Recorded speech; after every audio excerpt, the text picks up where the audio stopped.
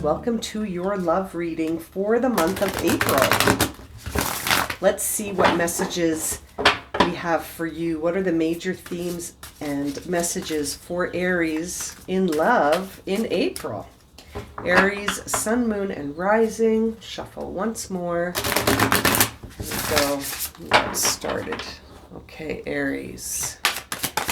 Aries, sun, moon, and rising. Ooh. The Wayfarer. That came out for another sign today as well. Aloneness and failure. Okay. Don't worry. This failure card is not as bad as it sounds. Okay. So let's start with that failure card, shall we? So that message in this deck for this failure card really carries the energy of it's this idea of it's not a bad thing. It's actually on the contrary. It's time to come back to yourself. This is a time of learning sort of how to dance between separations before, you sort of immediately jump to this being sort of a moment where there is a failure and it's disappointing. This is actually a time where, the passion has just simply run out, and it's almost a time here where it's bringing you to the circle of life, and it's not a bad thing. Again, to the contrary, it's almost that there is a season of solitude approaching you, and I see that here with the aloneness card as well. So this aloneness card right here, this points to the same sort of idea that you're not alone. You're actually going through just a cycle of solitude.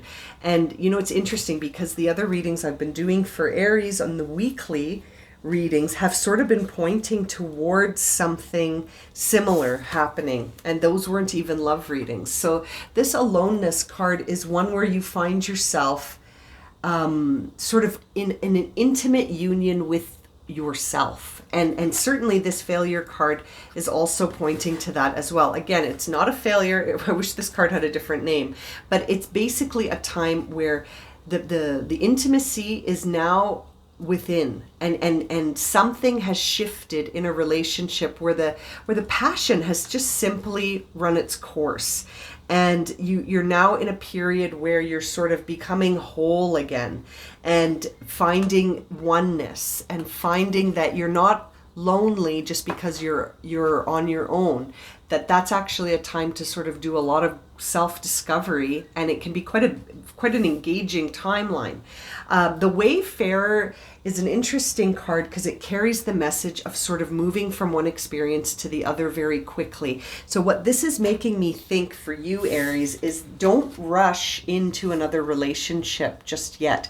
Just because something where the passion has run out of something, don't let this feeling of being on your own trigger you to just jump into another experience. This could have happened because you need a minute to see what's going on with you, and that there may be self-discovery that's required from this situation that has come to a close. So it feels to me like Aries has sort of in the motions when it comes to love, moving between things right now. Maybe there's been an ending. Maybe there's been something that just fizzled out. It wasn't meant to last.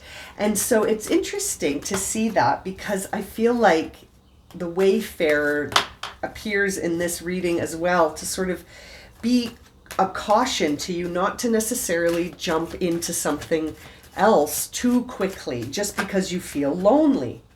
All these cards wanting to flip over. Okay, let's see what the tarot cards can add to this.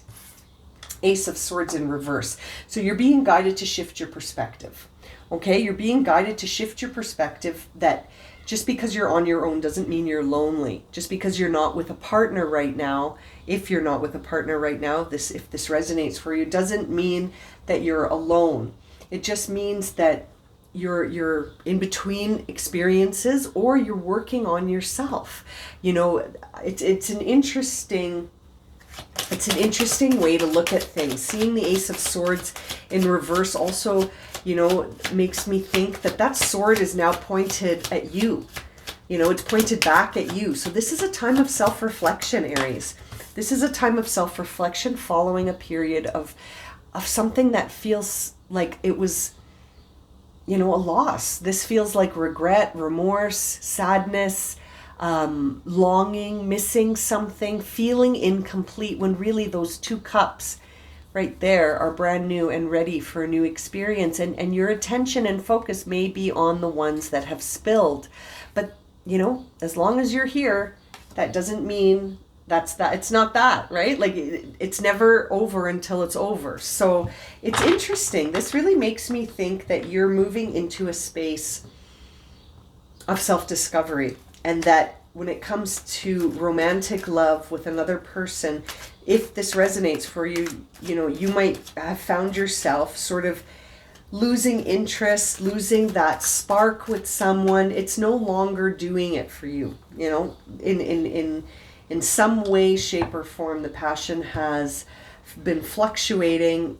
It's sort of run its course. It doesn't seem like there's any foul play here. It just feels like a relationship has run its course, and it could be trying to teach you not to just jump into another relationship with that Wayfarer card, just because you feel like you can't possibly be by yourself. Well, why not? What happens in those moments that makes you feel uncomfortable? It's an interesting thing to reflect on. High Priestess, exactly. What's coming through that divine connection for you when you find yourself alone? Are you finding that you don't know how to be with yourself, or you find that it's uncomfortable perhaps to sit in the stillness? Seeing the High Priestess makes me think that there's something evolving spiritually, that there's an awakening happening, that there's something changing for you within, and that truly this may be a time where you need to be on your own, because you're evolving, you're transforming, you're going through an awakening of some kind. And I feel like emotionally you're not exactly comfortable right now. You might be uncomfortable, which is why you might be tempted to rush into something else. But this reading is certainly pointing you into the direction of sort of going within, right? Going within the self, and not being in too much of a rush to form another relationship. Well, that's a lot of cards, but let's have a look at them. So we see the 8 of Cups, where you're moving away from something that was familiar but no longer serving you. Those 8 cups represent a pattern, a relationship, something that no longer serves you. I'm thinking it's a relationship based on the other cards we see here. I feel like you're moving past something, and you're really being guided not to jump into anything too quickly, because you feel alone, or you feel afraid, or there's this sort of lack attitude within that says, I'm alone, I'm all by myself, and I don't like it, and rather than seeing this as an opportunity to sort of create something and to rebalance your energy. We see the Magician here, which I really feel we're seeing the Magician and the High Priestess in your reading today, because you're being guided to go within. Note that the Magician and the High Priestess, they go hand in hand in the tarot deck. The Magician is card 1 and the High Priestess is card 2. So, and I mean, you saw me shuffling this deck about 1 billion times since I started your reading. So this is beautiful synchronicity here coming through to say you're on a process. You're moving towards something that feels unfamiliar. You might be uncomfortable, but don't jump into something just yet, because there may be some work that needs to be done on the inside that's going to have an impact for you on your next partnership or on your path in general. This feels like a spiritual awakening, and that this other relationship here that maybe ended, or the passion just fizzled out, it kind of feels like it had to come to a conclusion. Yeah, you may have been carrying some burdens in this relationship. You may have felt like you sort of wanted out of it yourself. I'm sort of wondering if you were the one who left the relationship, Aries. I see the 7 of Pentacles here. That makes me think that there was a challenge ahead of you to pick a path, to pick a direction, and I feel like you chose it. You left. You know, it's interesting. Leave me some comments below if this resonates for you as an Aries, that maybe you're the one that wanted to head off into a new direction. Maybe intuitively you were just feeling like, you know what, this is down. This is bound to fail. This relationship doesn't speak to me. It doesn't serve me. On the bottom of the deck, I see the Five of Wands, which is a time of a sort of a conflict of egos. Like there just wasn't a lot of common ground maybe between you and this individual, but I feel like it was still a challenge to walk away from them to some degree. I think the walking away part wasn't a challenge. The choice was difficult.